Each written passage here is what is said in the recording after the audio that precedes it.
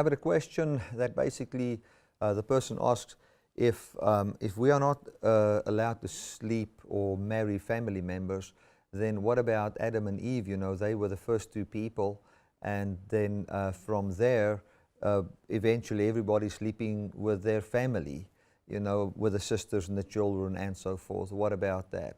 Now, number one, my answer would be, if a person asks such a question, the answer is simply this. If we just look at the creation of man in the beginning, before there was actually sin in the world, then I believe that procreation, it wouldn't be a problem. But when sin entered the world and we find that our bodies are decaying, our bodies are going backward, we would find that that is not good, and I believe that's why there was a law like that. But with simply that said, I want to say this. All of the messages as pertain to that in the Bible actually points to Christ.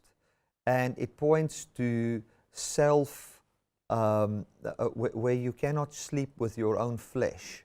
And what that basically means is that you cannot find righteousness by your own works. We should interpret those things spiritually. And a question like that normally comes from somebody that wants a reason, or want to find something wrong with Christianity, and wants to, don't want to believe and want to make a mockery. And I think when people ask a question that is just completely, like they've asked Reinhard Bonke one day, they said to him, "Sir, can God, you say God is almighty." He said, "Sure." He said, and this was on national TV, they said to him, "So can God create the hole that he cannot jump over?" And then he said, "Well, my God specializes in impossibilities, not absurdities. How can God save mankind with such a hole?"